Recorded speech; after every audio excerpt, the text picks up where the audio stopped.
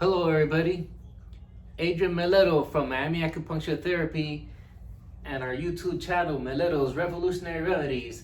And in today's video, we're going to start off with a riddle.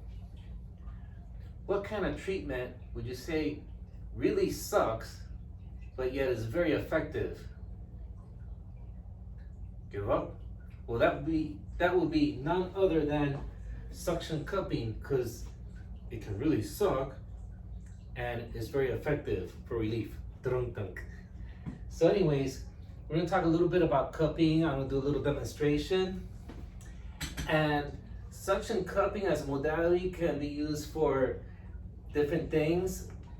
It could be used for arthritis. So for example, if you have an arthritic joint up here, it could be down here, most commonly up here. Sometimes the inflammation accumulates in the joint and impinges the nerves coming out and wreaks havoc everywhere. So by placing suction right on the joint, it sucks the inflammation out of the joint and more towards the surface, and it really helps with that. It's really effective for cough, which I've been doing some recent videos for. And it's really good, like if you do it like over the lungs, around, especially around the scapula, surrounding the lungs, it can really put a stop to cough. And if you're a little bit under the weather as well, it helps stimulate and move around the white blood cells, and it really helps you recover from flu and little illnesses a little bit better, a little quicker. If you're starting to come down under the weather, it helps. You know, in Chinese medicine, in theory, it helps with local stasis and stagnation, which in Chinese medicine is a stagnation of qi and energy. And by promoting that, it helps with things such as pain. It could help with like muscle tension, myofascial adhesions. And there's many different variations that you could do. You could do where you could just leave it in a specific place. You could do like the moving cupping where it's like pop, pop, pop, pop, pop. There's many different techniques. The one I'm going to demonstrate today is the one I feel the safest, where you hold the hemostat with dipped into 90% alcohol, and you hold it very close to the cup. And then right away, before the heat has a chance to escape the cup, you remove it and you put the suction. There's some practitioners that they'll light up a cotton and they'll throw it in and like that, but I don't want to chance it, like if the fire doesn't go out before I put the suction in and lands on the skin. For me, it's a little too risky, so I don't like to do it that way.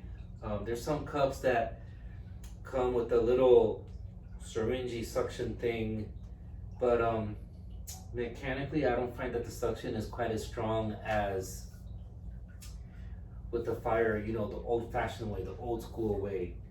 We're gonna go ahead and demonstrate. And by the way the mechanism, the suction mechanism works, in order to get the suction, what happens is when you put heat inside the space, and then the way the cups are designed is for the rims to be a little more narrow than the space, so it's easier to trap heat. You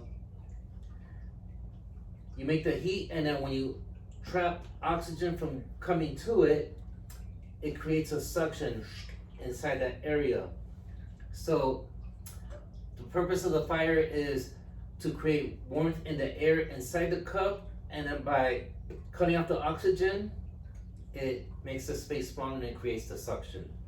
So we're gonna go ahead and dip this into the 90% alcohol. It'll work with 70%, but I've noticed that it's not quite as flammable. And when a flame is not that high, or with the heat, the suction is not quite as strong. You just want to make sure you kind of like sprinkle it out so none of the alcohol drips on the person you're treating, you don't want to set people on fire. Never have and never will. Go ahead and light this up. We can see where we want to place it. If I want to put it like on top of a joint, I'll just put it right here in the middle, and then, and voila! And there's the suction cupping. And then there's other things you could do. There's other variations, and they come in different sizes. If you put it on the shoulder and neck, it has to be a much smaller rim because when it's a round surface, it's very difficult for it to stick. Also, if there's hair or anything like that, it could also make it a little difficult to stick. And I almost forgot to mention, what some practitioners do, they'll put oil, and then when they put the suction like this, because it's oiled, they'll get the suction, they'll slide it. And you can even use that for endermology, for ripping up the cellulite on the legs, etc. But it's very painful, and it'll leave it like very black and blue for a long time. But then after that, is the cellulite in the legs is just completely smooth. It's pretty cool. So I'm gonna try the little moving cupping thing.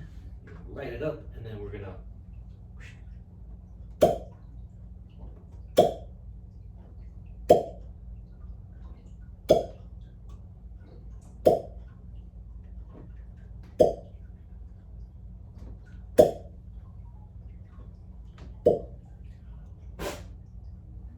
That kind of gets things moving, the chi and the stagnation, etc.